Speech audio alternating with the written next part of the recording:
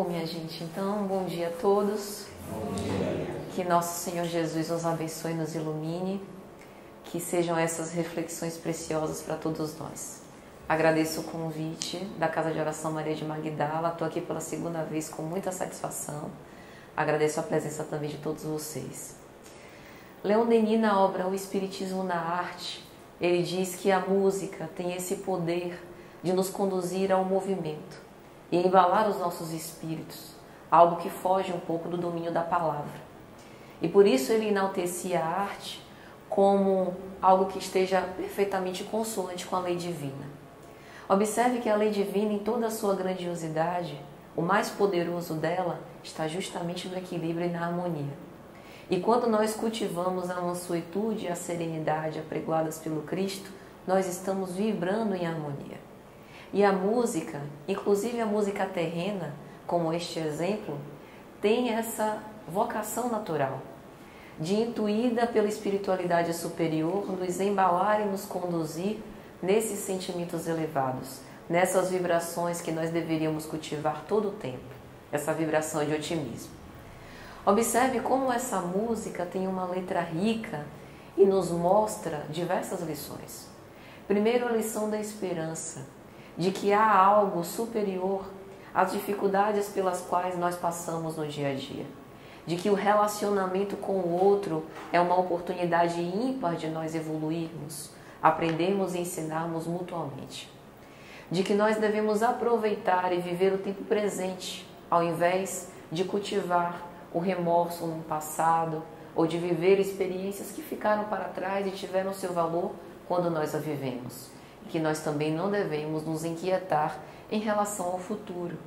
Nós devemos viver o tempo presente porque é este tempo que importa. O homem sempre buscou investigar de onde ele veio. Mas, na verdade, o que importa é onde nós estamos e como nós lidamos com as experiências que temos.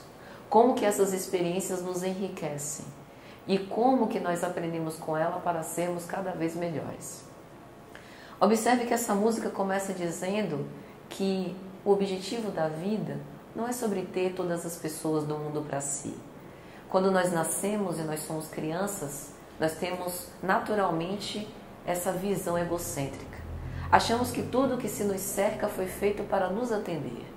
E se perceber como indivíduo não necessariamente é se isolar-se e ter uma atitude egoísta. É perceber que eu tenho em mim todos os potenciais, todas as sementes de virtudes que eu posso desenvolver à custa do esforço e do trabalho, mas que eu também posso colaborar para o outro. É por isso que eu convivo em sociedade. Observe que quando nós tentamos exercer um controle sobre o outro e tentar atrair as atrações de todos, na verdade isso pode representar um grande vazio existencial que tem em mim. Não significa que eu sinta esse vazio porque eu realmente tenho um vazio. Significa que eu não estou olhando para dentro. Eu estou querendo atribuir o meu valor a algo fora, e aí a sociedade atual hedonista prega muito isso. Quando eu tenho curtidas, comentários e compartilhamentos nas publicações que eu faço, eu me sinto bem, porque eu me sinto aceita na sociedade. Mas isso é você conferir todo o seu valor ao outro e dar ao outro o poder e o controle sobre a sua própria felicidade, quando na verdade nós somos os autores da nossa própria felicidade. Então a vida não se trata de controlar e recolher todos os afetos externos. Se trata de reconhecer o brilho e o potencial que eu tenho e como que eu posso intensificar esse brilho no convívio e no contato com o outro. Observe que isso significa se sacrificar muito, porque no momento em que eu gero uma expectativa externa imensa e eu preciso dos aplausos do outro para me fazer feliz, eu, na verdade, fico numa expectativa e me sacrifico. Mas o sacrifício de si mesmo não é necessariamente ruim. Nós temos os exemplos com os cristãos do cristianismo primitivo. Eles se sacrificavam por um ideal. Mas observe que quando eles faziam isso, eles se entregavam de todo o coração a uma causa maior, a uma causa divina. E eles entravam em contato consigo próprios. Por isso a gente ouve por aí nas redes sociais de que a gente não deve amar quem não nos ama, porque a gente deve valorizar a nós mesmos, deve ter amor próprio. Quando na verdade o amor próprio consiste em amar, a vida consiste em amar. Nós podemos dizer de uma forma muito simples que Deus é amor. E é por isso que Deus está em todos os lugares. É por isso que nós nos movemos por Deus. É por isso que Deus está em nós. Porque tudo no mundo e na criação gira em torno do amor. Então como é que eu posso me sentir sacrificada por amar? Amar é o tônus da vida. Amar é o grande propósito da vida. Mas não um amar buscando recompensa. Um amar por sentir-se feliz pela própria razão. O amar é o princípio e o objetivo em si mesmo. É a própria razão da vida. Talvez por isso o apóstolo Paulo tenha dito que se ele quisesse agradar aos homens, ele não serviria ao Cristo. Servir ao Cristo é andar na contramão daquilo que é apregoado na sociedade. É você seguir com honradez e com coragem, sem medo de arrostar as consequências, por viver uma vida que aparentemente parece uma vida de perda de tempo. Mas a grande questão é que quanto mais a gente vive para o Cristo, mais a gente encontra ressonância com a nossa própria essência. Mais a gente se sente cheio e pleno do amor divino em nós. E mais a gente se sente feliz. E aí Ana continua a canção dizendo que a grande razão da vida é sobre saber que em algum lugar alguém zela por ti. Deus zela por nós. Ainda que todas as portas do mundo se fechem, que nós sejamos incapazes de cultivar um afeto ou atenção de alguém que seja, Deus nos ama. E isso é muito consolador, porque nós não temos nada que provoque a profunda admiração de Deus ao nosso respeito. Nós somos imperfeitos, estamos muito aquém de espíritos puros, muito distantes daquele guia e modelo que Deus elegeu como seu Filho perfeito, seu Filho excelente, Jesus Cristo. Mas mesmo assim, não obstante todas as nossas faltas, Ele nos ama. Ele nos ama pura e simplesmente porque o afeto tem essa razão inexplicável. O afeto tem essa razão que não precisa de admiração ou de uma grande paixão para nascer. Ele nos ama porque Ele nos criou. E Ele nos deu todos esses potenciais para que nós alcançássemos a perfeição, não como uma predileção, mas como uma nossa própria conquista. Para que a gente soubesse, tivesse certeza dos potenciais que a gente tem para poder chegar lá. E Ele confia em nós. É por isso que Ele nos dá as múltiplas existências. É por isso que nós passamos por diversos reinos. É por isso que nós estamos encarnados na Terra. Para que através do nosso caminhar, dos nossos desafios enfrentados e vencidos um a um, nós tenhamos plena certeza do quanto nós somos capazes. Mas além disso, além dessa presença de Deus que está em nós, e basta que nós tenhamos essa capacidade e sensibilidade de o sentir, nós também temos espíritos familiares e protetores que zelam por nós. Nós temos pelo menos um espírito que foi o grande fiador da nossa encarnação. Provavelmente, se nós pudéssemos analisar os nossos méritos individuais, nós nem teríamos condições de reencarnar aqui. Mas alguém que moralmente é superior a nós, apostou em nós. Olha, eu defendo essa criatura. Hoje ela está assim, tropeçando, claudicante, errou muito, devedora, que só Jesus na causa. Mas eu confio e assevero que ela vai vencer. Eu sei que ela só precisa de mais uma oportunidade. E nós aqui estamos como devedores da misericórdia divina. E qual o nosso trabalho então? O esforço, o querer, a vontade. Observe que Deus e nossos espíritos protetores não exigem nada além do que a gente pode dar. A única coisa que eles querem é que a gente queira vencer. Por isso que nós não devemos dar voz ao desânimo, ao pessimismo. Devemos cultivar a vida com alegria e com otimismo, com força, porque nós temos a capacidade de vencer. Basta que nós possamos acreditar. E aí Ana continua dizendo que é sobre cantar e poder escutar mais do que a própria voz. E é nisso mais verdade do que a gente possa perceber. Freud, na psicanálise, e mais tarde Lacan, disseram que o inconsciente se articula como uma linguagem. Isso quer dizer que à medida que nós falamos, desenvolvemos os nossos atos e ações, nós estamos falando sobre o nosso inconsciente, aquilo que nós armazenamos ao fundo, ao longo de nossas existências seculares. Isso significa que no momento em que a gente canta, a gente não pode apenas ouvir a nossa voz. Isso é se manter na superficialidade. A gente precisa mergulhar profundo em nossas emoções. Saber o que é que nós estamos querendo dizer, as nossas próprias almas, quais são os nossos anseios, o que é que nos falta. E buscar, perseguir isso até o fim. O que é que nos motiva? O que é que nos faz feliz? O que é que faz o nosso coração bater mais acelerado? Os cristãos primitivos perceberam que seguir o ideal cristão era a sua grande paixão. Jesus afirmou diversas vezes: a minha felicidade é fazer a vontade de Deus. Qual é a nossa felicidade? Porque nós estamos aqui na vida, já vivemos algumas dezenas de anos e temos mais um futuro pela frente.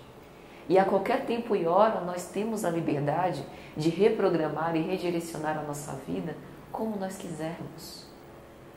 E viver em harmonia é saber escutar a própria voz.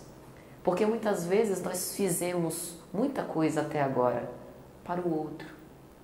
Eu tenho uma amiga, ela perdeu a mãe e o irmão em seguida. E ela está num desespero. E eu a vejo com tanto otimismo, porque ela precisou passar todos esses danos cuidando da mãe e do irmão. E agora ela tem a oportunidade única de cuidar de si. Nós viemos para a vida com laços familiares, numa conjuntura familiar que nos requer um dever e algo a honrar. Mas a nossa primeira missão é para conosco. Por isso que nós não podemos deixar a nossa felicidade de lado. Por isso que o amor próprio é cultivar aquilo que nos faz querer viver com mais entusiasmo. Não de uma forma egoísta, mas com o outro. Mas eu preciso encontrar aquilo que faz o meu coração bater mais forte. Aquilo que é o meu ideal de vida. Para que eu possa exercer com potencialidade as minhas virtudes e desenvolver um relacionamento mais saudável com as pessoas. Para que eu não neurotize as relações. Porque no momento em que eu não vivo de acordo com essa felicidade que me é essencial, eu cobro, eu castro, eu tento controlar o outro, fazer com que ele atenda aos meus próprios anseios, quando sou eu a responsável por atendê-los.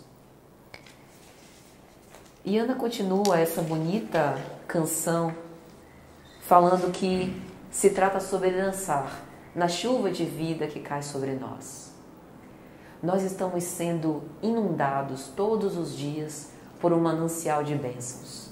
Nós estamos nos relacionando o tempo inteiro, não apenas com seres encarnados, mas com a nossa nuvem de testemunhas, como dizia o apóstolo Paulo. E nós somos médiuns, porque sentimos em maior ou menor grau a influência dos espíritos. E assim como nós somos intuídos e perturbados, sofremos a influência das trevas e dos espíritos que ainda nós também estamos sendo intuídos e recebendo essa chuva de bênçãos. Mas com qual realidade nós estamos sintonizando? Os nossos pensamentos, eles têm tido que tipo de vibração? A nossa primeira morada não é o nosso lar. A nossa primeira morada é a nossa casa mental. Portanto, cultivar bons hábitos mentais, cultivar bons pensamentos é o primeiro passo para a conduta que nós elegemos para nós. A nossa conduta e as nossas ações são um mero desdobramento daquilo que nós pensamos. E o que nós pensamos é o que nós vamos levar depois que estivermos despojados do nosso ergástulo carnal. Depois que nós não tivermos mais o nosso corpo, são os nossos pensamentos que vão plasmar o inferno ou o céu que nós tanto almejamos. Por isso é importante que nós possamos perceber que em Deus vivemos e em Deus nos movemos, como dizia o apóstolo Paulo. E qual é a lição que nós estamos aprendendo das lições?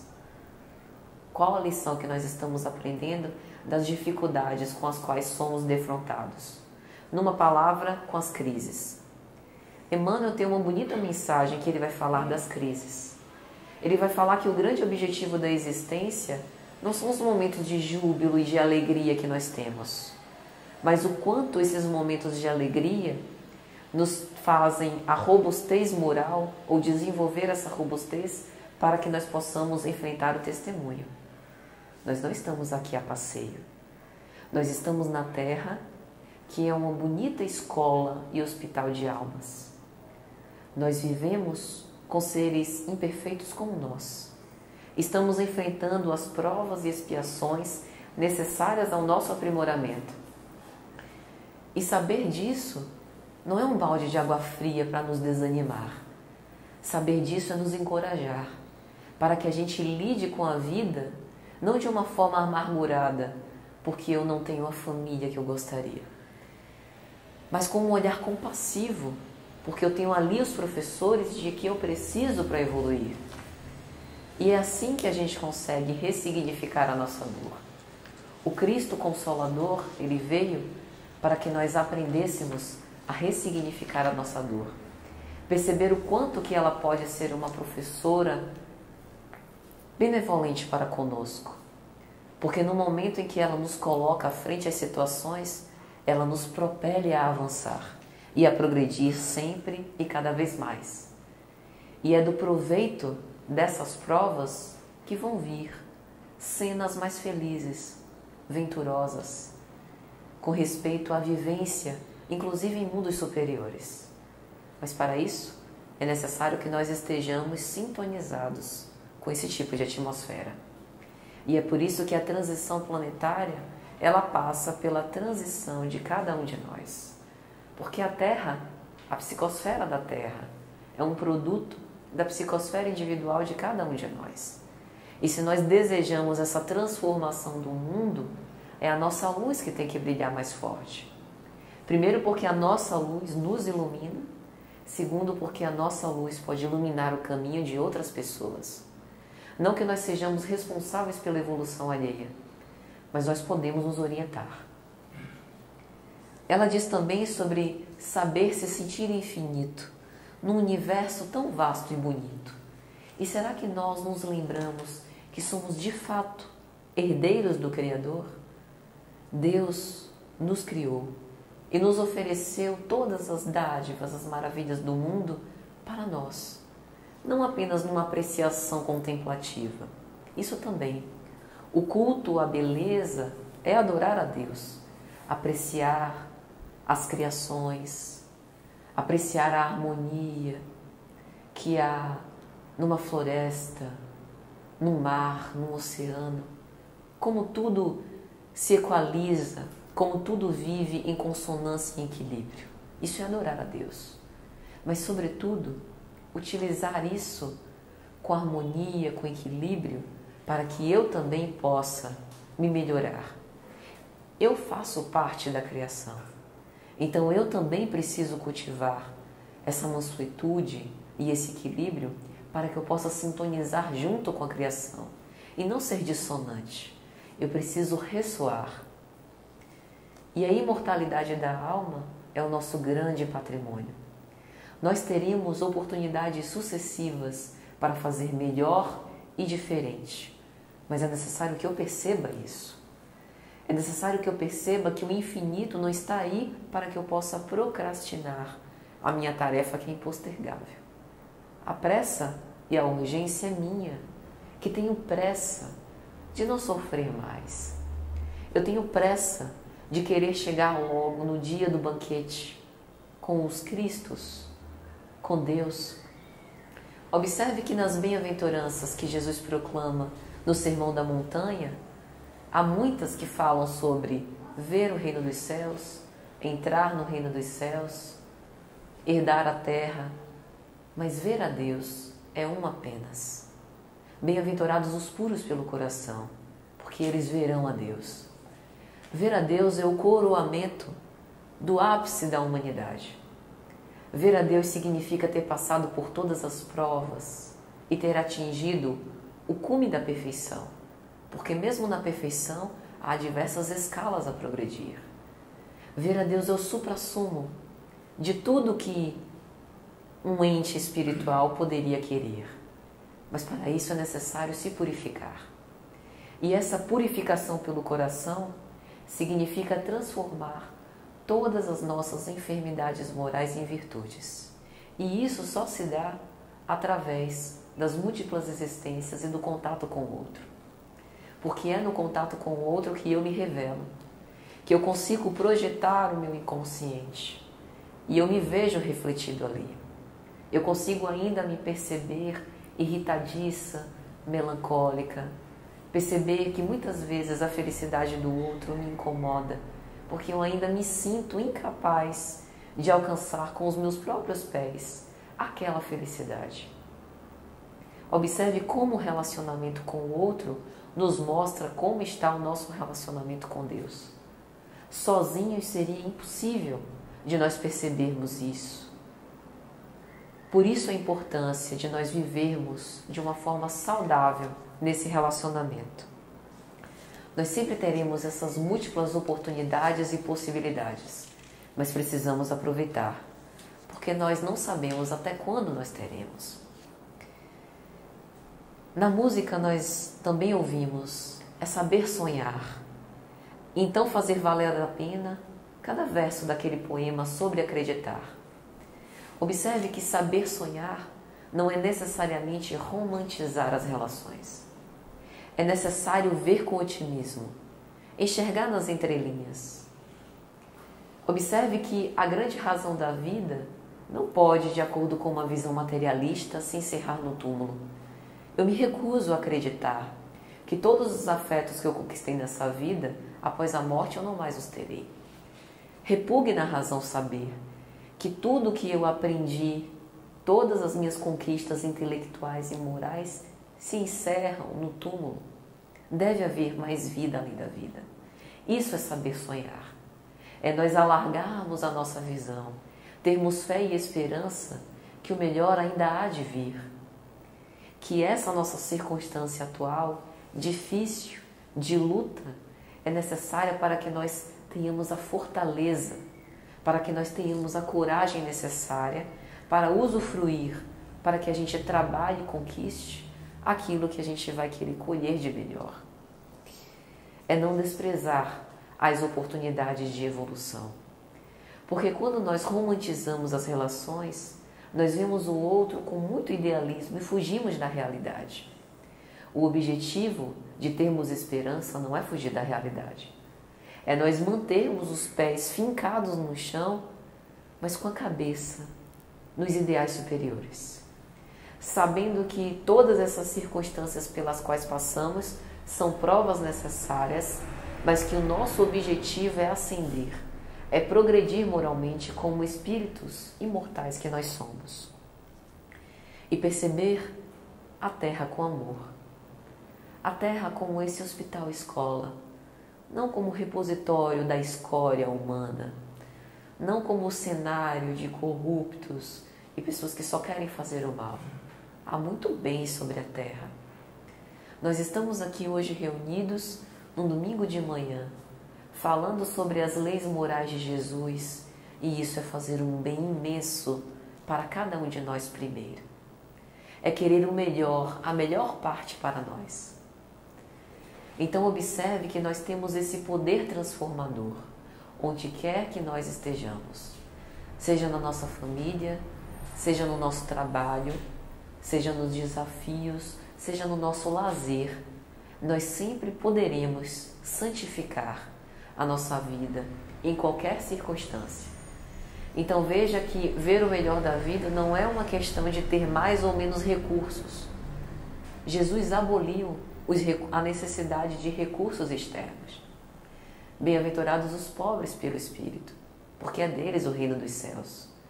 Nesse momento, ele disse que nós não precisamos de ninguém como intermediários entre nós e o Pai. Nós só precisamos de nós. Deus já está em nós. Jesus disse: o reino dos céus está no meio de vós. Significa que se nós pudermos escutar a nossa voz interior, nós já estaremos conectados com o Pai. A canção ainda nos fala que não é sobre chegar no topo do mundo e saber que venceu. É sobre escalar e sentir que o caminho te fortaleceu. Não se trata aqui de uma corrida desenfreada para saber quem chega primeiro. O pódio não é importante. Nós todos, invariavelmente, atingiremos a perfeição. Uns antes, outros mais tarde. E aqueles que chegaram primeiro sentirão a vontade arrebatadora de voltar. Vide o Cristo. O Cristo já havia atingido a perfeição.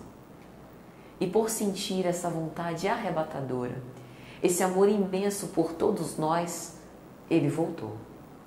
Ele não tinha a menor necessidade.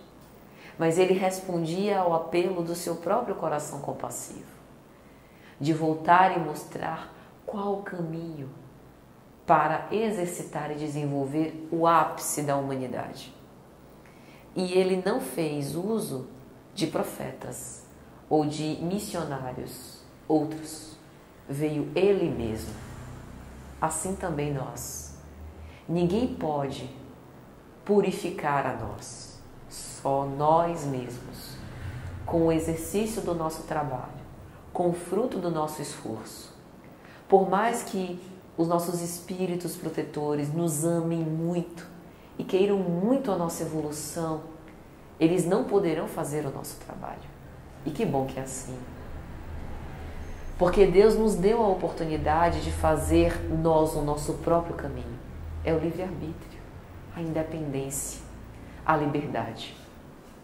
Por isso que quando Jesus disse que nós somos deuses, Ele não estava nos enganando. Jesus nunca nos enganou. Jesus disse verdades que nós ainda hoje não conseguimos ainda compreender completamente, mas nós sentimos. Quando nós passamos por uma prova, é difícil, é doloroso. Uma doença na família, a perda de um ente querido, a perda de um filho. Oh, meus amigos, como dói. Dói fundo na alma. Mas quando nós passamos por aquela situação, nós nos sentimos mais fortes, mais fortalecidos do que éramos antes. E aí nós vemos que Jesus realmente tinha razão. Porque nós realmente temos um poder que mal sequer podemos imaginar. Veja a história de Paulo de Tarso. Ele tinha tudo. Ele era uma mente privilegiada, um intelecto admirado por muitos. Muitos apostavam nele, o doutor da lei intrépido, que vencia todos os discursos, até encontrar um jovem franzino, simples, que acreditava em Jesus. E ele não conseguia lidar com aquilo. Saulo precisou perder tudo, inclusive a admiração dos seus convivas. O seu pai lhe virou as costas. E ele, que houvera assassinado tantos cristãos, agora só havia restado os próprios cristãos para lhe dar guarida. E foi aí que ele se fez forte.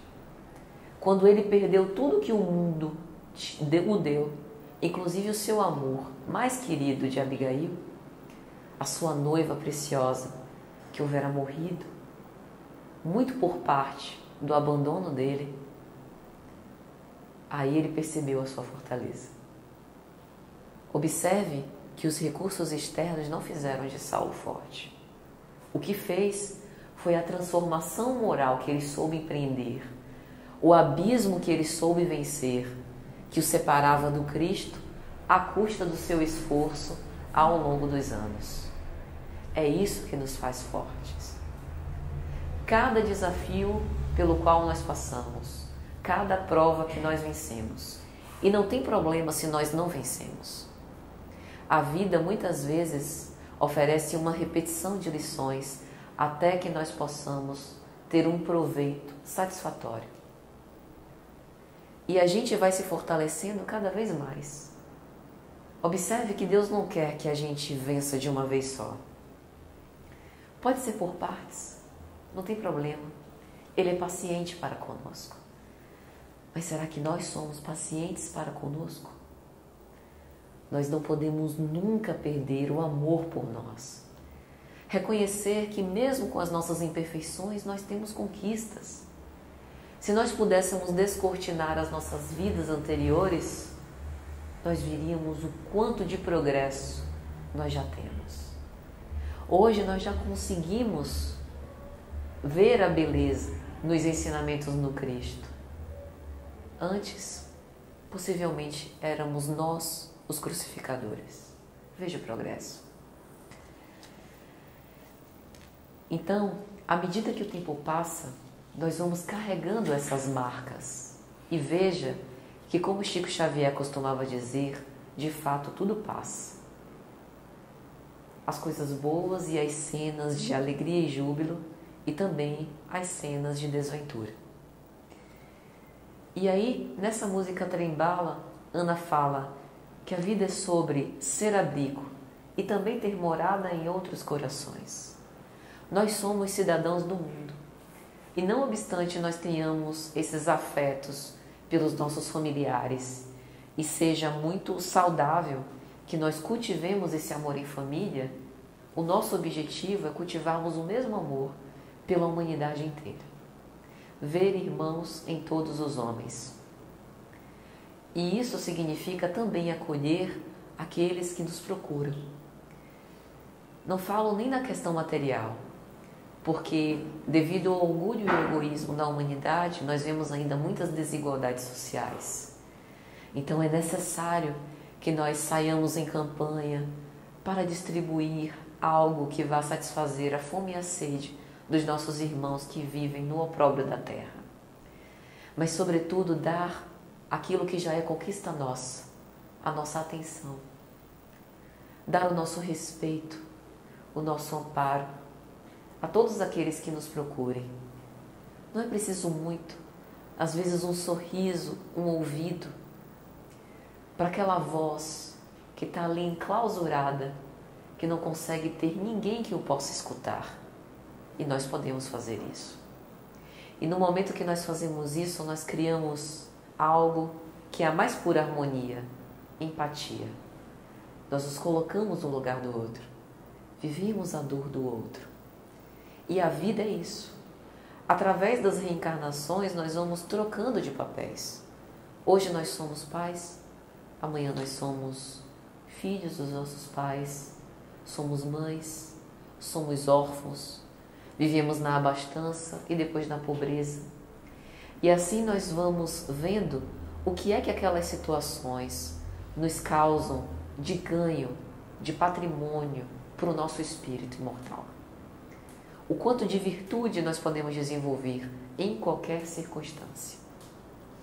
A amizade, portanto, é essa conquista imperecível que a morte não pode separar. Leandro Carnal, um pensador da nossa contemporaneidade, ele costuma dizer que o verdadeiro amigo não é aquele que se compadece do seu sofrimento. Qualquer alma mais ou menos humana é capaz de se compadecer quando vê o outro em sofrimento. O verdadeiro amigo é aquele que se sente feliz com as suas conquistas. Quando você está bem, feliz, ele compactua da mesma felicidade, porque ele sente a sua felicidade como se fosse a própria. E é este sentimento que a gente tem que procurar desenvolver. O outro não é um opositor, não é um concorrente, não é um adversário, não é um inimigo. Por mais que ele não nos ame, não tem problema. A falta de amor não é nossa, é dele. Vamos amar por nós e por ele. É difícil. Amar quem nos acha desprezível. Mas é um exercício necessário para que a gente possa se conectar com o divino em nós. A urgência é nossa, de desenvolver esses nossos potenciais de amor. E quando nós agimos com empatia, nós vamos conquistando os afetos, vamos conquistando a amizade. Ao redor dos nossos passos, vamos distribuindo flores e não espinhos. Na obra Há 2000 anos, pelo Espírito Emmanuel, ele vai narrar uma história de semeadura de espinhos.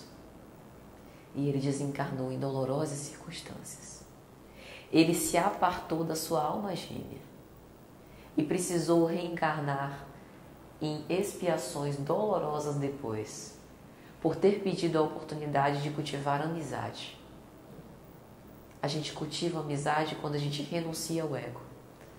É preciso que a gente renuncie ao desejo de ser atendido para dar espaço a entender os anseios do outro. Mas este é o caminho que vai nos conectar com Deus. E essas afeições legítimas, o próprio Espírito Emmanuel nos narra, são esses liames espontâneos entre os espíritos, que muitas vezes nem na nossa família a gente tem, mas que a gente tem a oportunidade de se conectar com pessoas que passam pela nossa vida, deixam aquilo de melhor, nos impregnam com a felicidade que lhes é própria e seguem adiante. Nós também seguimos adiante. É por isso que a gente não deve cultivar esse controle pela afeição externa. Nós somos passageiros pela vida. Veja que a figura do trem e o trem-bala, que é o trem que corre depressa, ela é particularmente especial para sintetizar a nossa existência espiritual. A gente passa pelas situações. Só que a gente não pode passar sem se incomodar, sem se transformar. A gente tem que passar deixando o melhor que há de nós nas pessoas pelas quais a gente passa e com as quais a gente convive. E também absorvendo o melhor que há nelas. Aquilo que há de pior nelas é com elas. Eu observo hoje somente grupo de WhatsApp. Vocês já pararam para perceber o quanto de discussão por motivo nenhum? Os nossos amigos, os nossos convívas são o que são. Nós somos o que somos. A gente não tem que mudar o outro. A gente tem que pegar o que há de melhor no outro. Dar o que há de melhor em nós. E assim a gente vai seguindo. E ela fala, e assim ter amigos contigo em todas as situações. Os amores, muitos vão passar com o calor das paixões juvenis, primaveris. E vai ficar aquele amor profundo, aquela conquista, aquele afeto de amizade. Ainda se a gente pensar num amor conjugal. Dois jovens que se enamoram, se apaixonam e se casam. Depois de muitos anos, fica aquela chama do amor, que não está brilhando com tanto fogo como brilhava antes, mas é aquele afeto tranquilo e sereno que alimenta aquelas almas a vida inteira. E quanto é importante a gente ter amigos em todas as situações. A amizade é justamente essa chama mansa que nos alimenta. Observe que nós não podemos viver sem o outro. Embora nós tenhamos a nossa individualidade, nós sejamos perfeitos, mas nós precisamos do outro para poder conviver. Nós não fabricamos as nossas próprias roupas, nós não cuidamos de fazer o nosso próprio pão. Nós não fabricamos o carro, o ônibus, a motocicleta com que nós nos deslocamos por aí. Nós precisamos dos outros. Mas nós precisamos com um certo grau de interdependência. Nós precisamos dessas relações a fim de que a gente possa evoluir e se nutrir com otimismo e com alegria. E ela diz ainda, a gente não pode ter tudo. Qual seria a graça do mundo se fosse assim? As nossas conquistas, elas vão ser feitas paulatinamente, no transcorrer das nossas existências. Qual seria a graça do mundo se Deus já tivesse nos criado seres perfeitos, como os anjos da Igreja Católica? Não teria graça nenhuma. Já teríamos atingido o cume da perfeição. A graça está no caminhar. A graça está na troca. A graça está no desenvolvimento dessas potencialidades. Nós aprendemos e ensinamos o tempo inteiro. Portanto, não há ninguém que seja completamente desprovido de algo bom que possa ensinar, nem ninguém que seja detentor absoluto de toda a sabedoria que não possa aprender. Todos nós sempre temos algo a dar. E é justamente nesses relacionamentos que nós vamos crescendo e evoluindo. E ela diz: por isso eu prefiro os sorrisos e os presentes que a vida trouxe para perto de mim. Observe como a vida é especialmente sábia para poder trazer a conjuntura ideal para que a gente possa evoluir. Muitas vezes a gente observa repetições de cenas, de pessoas que sempre a gente se depara. São aquelas pessoas irritantes que tiram a gente do sério, fazem a gente perder a paciência, a gente respira 1, 2, 10, 20 vezes. O que será que aquela pessoa quer nos dizer? Será que é ela que nos tira do sério, é ela que é difícil, ou somos nós que ainda não conseguimos o pleno controle sobre as nossas emoções? Por que ela nos tira do sério? O que em nós ela está querendo demonstrar com aquele tipo de comportamento? Porque o problema é, antes de tudo, meu. E é essa a graça das relações. No momento em que eu convivo, eu consigo perceber aquilo que eu ainda preciso desenvolver para não me perturbar. A paz interior, ela não é inação. Ela é uma conquista através de um trabalho incessante de cultivo da própria serenidade. Nós não podemos afastar de nós os espinhos que vão nos ferir, que vão nos cutucar. É como Chico Xavier chamava de cruz de palha. Muitas vezes na nossa encarnação, nós não vamos precisar carregar uma cruz de madeira pesada por um momento pequeno na nossa existência. Muitas vezes, esse caminho que a gente faz rumo ao Gólgota é com uma cruz leve, uma cruz de palha, mas que nos espicaça, que nos incomoda todo dia. E o nosso exercício é da paciência por suportar cada arranhão dia a dia, sem que a gente possa sair do prumo, sair do equilíbrio. Mas assim como a gente tem essas agruras, a gente também tem as coisas boas. E é por isso que a gente tem que perceber os sorrisos que a vida traz para perto de nós e dar valor. Observe que a felicidade é justamente este equilíbrio entre as situações e os pontos alegres e tristes da nossa trajetória. É saber sempre extrair o melhor e o aprendizado de cada situação, para que a gente cultive essa certeza de que isso foi o que nos fez melhor, isso nos fez alcançar o aprendizado, ver a vida com otimismo. E ela diz: não é sobre tudo que o seu dinheiro é capaz de comprar, e sim sobre cada momento, sorriso a se compartilhar. Muitos de nós desejaríamos, para fazer o bem, ter muitos recursos. Se eu tivesse um grande dinheiro, ganhasse na loteria, transformaria o mundo.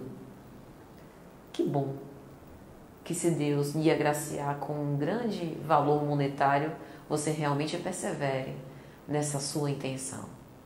Mas o que eu posso fazer agora? Quais circunstâncias que a vida me deu agora? Outro irmão possivelmente vai nos achar ricos, cheios de saúde e de vigor, cheios de juventude e jovialidade, plenos de nossa capacidade intelectual. Quantos irmãos nossos não têm isso? Que vivem na idiotia ou na loucura, que estão temporariamente cerceados das suas plenas capacidades cognitivas e mesmo assim têm oportunidade ainda de se aperfeiçoar moralmente. Nenhum espírito é privado do grau de aperfeiçoamento moral, não obstante a carência de recursos. Então não se trata de obter mais recursos externos para poder fazer mais. É saber fazer o melhor com aqueles recursos que eu tenho agora. Essa é a grande sabedoria. E Jesus costumava dizer: onde está o teu tesouro, aí também estará o teu coração. E é importante que a gente se pergunte: onde está o nosso tesouro? Em que nós temos empregado mais força e vontade de conquistar? O que é que nos propele? Porque é aí que está o nosso coração. É aí que está a nossa razão de ser. E será que este nosso objetivo existencial está atrelado com a lei moral do Cristo que Ele veio nos ensinar? São essas as reflexões que a gente tem que fazer. E nos lembrar que é mais bem-aventurado dar do que receber. Nós todos já recebemos muito. Só o patrimônio da vida já é bondade demais do Criador. Nós somos todos devedores dessa misericórdia divina. Nós já ganhamos a oportunidade. Temos a oficina de trabalho. E agora? Fazemos o quê? Nós temos que trabalhar, temos que servir, nos ocupar de algo que seja útil para nós e para os nossos semelhantes. Observe que tudo na criação é o trabalho, o movimento. Como nós falamos aqui no início, que Leon Denis nos lembra, o movimento e a harmonia na criação significa que nada está parado, nada está inerte. Tudo está se movimentando. A vida é movimento. E nós também precisamos nos colocar em movimento. Colocar os nossos pensamentos para plasmar coisas boas. Nos desdobrar em ações edificantes. Uma palavra amiga, um trabalho assistencial, a paciência dentro de casa, exercer a nossa profissão com honradez, agradecendo aquela oportunidade que nós temos. Também não é sobre correr contra o tempo para ter sempre mais. Nós temos urgência, mas não temos pressa. Sabemos que é importante não perder tempo, mas não precisamos sair atabalhoados, nos atropelando. Cultivar a serenidade é crucial, porque se nós formos mergulhar na velocidade com que as informações vão sendo propaladas. Eu às vezes fico louca com o WhatsApp. As pessoas saem numa ânsia de compartilhar mensagem, mais mensagem, aquela coisa. Se a gente for mergulhar nessa onda, a gente vai se afogar. Cultivar a serenidade, refletir, ter vida interior. Às vezes a gente fica pensando sobre por que Jesus muitas vezes parava, se afastava e orava. Jesus já vivia numa comunhão divina, indissociável com o Criador. Se Jesus, que era Jesus, orava, imagine nós. Nossa necessidade é ainda maior. Parar, fechar os olhos e nos conectar com Deus o tempo inteiro e a todo momento. Porque se a gente esquecer disso, a gente vai viver só por aqui e agora, para as necessidades terrenas. Não que nós devamos nos excusar disso, nós devemos viver na vida terrena, mas nunca nos esquecer da nossa destinação essencial. Porque quando menos se espera, a vida já ficou para trás. O tempo passa. Dia após dia, momento a momento, essas sucessões de eventos, o tempo vai passando. E o que nós fizemos desses momentos? Nós precisamos colecionar bons momentos. Colecionar trabalhos, ações que nos causem boas lembranças. E não nos esquecer que nós sempre temos essa oportunidade de mudança. Segura teu filho no colo, sorria e abraça os teus pais enquanto eles estão aqui. Que a vida é trem-bala, parceiro, e a gente é só passageiro prestes a partir. E aí, meus amigos, já caminhando para o final, nós precisamos nos lembrar que a gente não sabe quando seremos chamados. A qualquer momento, a gente pode retornar para a nossa verdadeira vida. E será que a gente está preparado para isso? Jesus conta uma parábola está em Mateus capítulo 25, versículos 1 a 13. A parábola das 10 virgens. É uma parábola enigmática.